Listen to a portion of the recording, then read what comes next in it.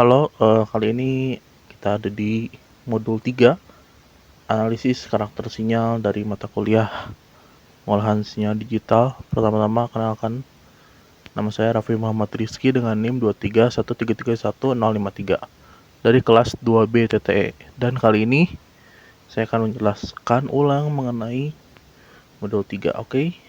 Pertama, pendahuluan.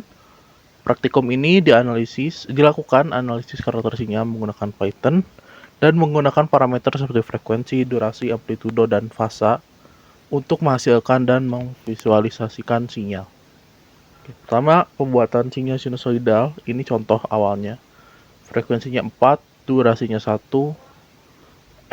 frekuensi sampling 100, fasa 0, amplitudo 1, lalu offsetnya 0, dan untuk T-nya, ini untuk S-nya, dan plotnya seperti ini. Oke. Dilihat hasilnya. Amplitudonya ada di 1, lalu tiap durasinya seperti ini. Karena durasinya tadi 1 detik, dia akan ngasih lihat 1 detik ya. So, pertanyaannya, berapa jumlah gelombang yang tampil pada hasil plot? Mengapa program di atas hanya menghasilkan gelombang sejumlah itu? Nah, jumlah gelombang yang ditampilkan adalah 4 gelombang sinus penuh. Hal ini terjadi karena frekuensi sinyal yang digunakan adalah 4 Hz, yang berarti ada 4 gelombang yang muncul dalam 1 detik. 1, 2, 3, 4 ya. Jadi sama seperti yang dijelaskan tadi. Dalam 1 detik ada 4 karena ya ini adalah 4 Hz ya frekuensinya. Oke. Lalu program di atas hanya menghasilkan gelombang sejumlah itu karena memang durasi sinyal yang diplot adalah 1 detik, sehingga jumlah gelombang yang dia terlihat sesuai dengan frekuensi yang telah ditentukan, yaitu sebesar 4 Hz. Oke. Lalu ubah frekuensi sampling menjadi 8 Hz dan lihat apa yang terjadi. Nah, bentuknya jadi seperti ini. Sama sebelumnya, si codingannya kayak gini, cuman fs-nya kita ganti jadi 8. Nah, hasilnya kayak seperti ini. Bentuk sinyal menjadi segitiga namun tak beraturan. Hal ini disebabkan oleh jumlah titik sampel yang digunakan untuk mempresentasikan sinyal sangat sedikit, sehingga sinyal terlihat menjadi segitiga dan kasar. Nah, jadi fs itu menurut teori Manikus, oke, akan dijelasin sini ya. Kita skip aja tadi. Berapa frekuensi sampling minimal untuk mendapatkan jumlah gelombang yang sama dengan frekuensinya, dan mengapa? Untuk mendapatkan jumlah yang sama dengan frekuensinya, ialah dengan cari atur setidaknya 2 kali dari frekuensinya. Ini sesuai dengan teori Maniquist yang menyatakan bahwa frekuensi sampling harus minimal 2 kali frekuensi sinyal untuk menghindari aliasing. Jika kurang dari 8 Hz, gelombang tidak akan bisa dibuat dengan benar dan bentuk yang dihasilkan akan berbeda dari bentuk aslinya atau bentuk yang diinginkannya. Kita lihat di sini, jadi tidak beraturan bentuknya, peak to peaknya jadi aneh, lalu pokoknya tidak terlihat sinus, hanya terlihat seperti sinyal segitiga. Nah, padahal di sini tuh 8 Hz ya, sudah 2 kalinya, tapi tetap aja gitu, karena pada akhirnya kita harus cari fs-nya tuh ya sebesar-besarnya, enggak sebesar-besarnya sih, kita harus nyari sampai dia tuh halus, dan di sini dipilih 100 untuk halus. Sebenarnya dari mulai 90 pun udah halus sih, tapi ya tetap aja kita ambil 100 biar dia samplingnya nih di sini sekitaran ada 100 titik. Cuma 8 tuh, 2, 3, 4, 5, 6, 7, 8. Jadi sangat dikit untuk frekuensi samplingnya. Oke.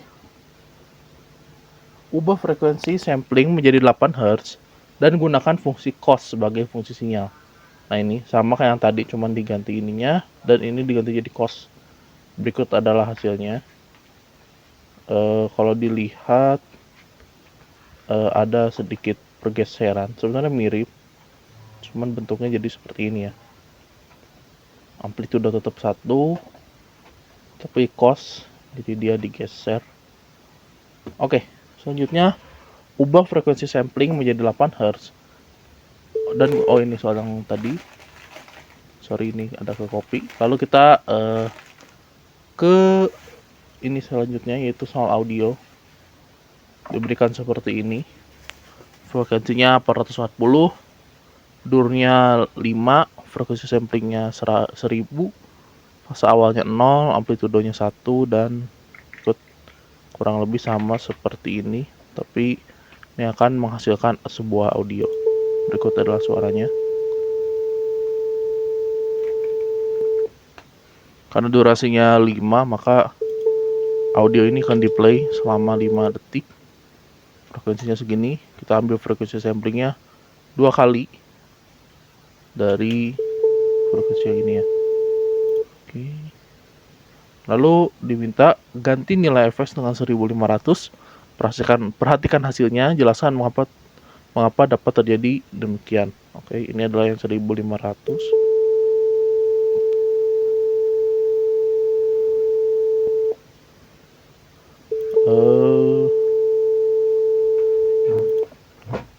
Kalau dari pengamatan telinga saya, dari pendengaran, sebenarnya suaranya mirip-mirip ya, tidak ada perbedaan. Karena frekuensi sampling yang asalnya 1000 diubah jadi 1500. Tidak terlalu banyak perbedaan, bahkan tidak terdengar sama sekali gitu perbedaannya. Oke, next. Lalu diberikan file audio 1, kayak gini suaranya. Good. Kayaknya ada yang salah nih. Ya tapi kurang lebih seperti itu, cuman lebih jelasnya lagi bisa sebenarnya dengar pakai headset. Nah, parameter yang diubah adalah bagian F atau frekuensi karena suara terdengar lebih rendah, dan frekuensi yang digunakan sekitaran 260 Hz. Kalau awal ini itu sekitaran 440, sini 260. Oke, next. Nah ini di file audio 2, menurut Anda parameter apa yang diubah dan mengapa? Parameter yang diubah adalah bagian F lagi-lagi, karena dari suaranya terdengar lebih rendah dari frekuensi yang soal contoh. Ini sekitaran 350 Hz. Setelah didengar. Nah, lalu di file audio 3, parameter yang diubah lagi-lagi sama bagian F-nya. Ini lebih tinggi ya dari yang sebelumnya, tapi tetap lebih rendah dari yang 440. Oke, di file audio 4, sependengaran saya juga tidak ada parameter yang diubah. Jadi kurang lebih mirip dengan audio 3. Oke. Nah, dari program di atas, lakukan modifikasi agar menghasilkan audio di mana frekuensinya berubah. Seiring durasi bisa naik terus, bisa turun, bisa fluktuatif. Di sini saya ngambil yang fluktuatif. Dengan frekuensi yang digunakan antara 200 Hz sampai 4000 Hz. Oke, berikutnya adalah yang saya pakai. Oke, frekuensinya potong. Oh, ini dia frekuensinya 200 sampai 4000. Oke, langsung aja kita play.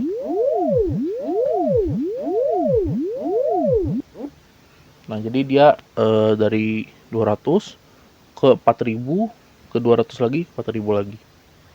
Gitu. Jadi biasanya durasinya 15 detik dan frekuensi samplingnya 2 kali.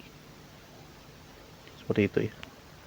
Oke, segitu saja dari soal kali ini.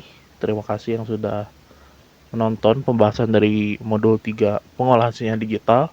Saya Raffi Muhammad Rizky, mengucapkan terima kasih yang sudah menonton sampai akhir. Assalamualaikum warahmatullahi wabarakatuh.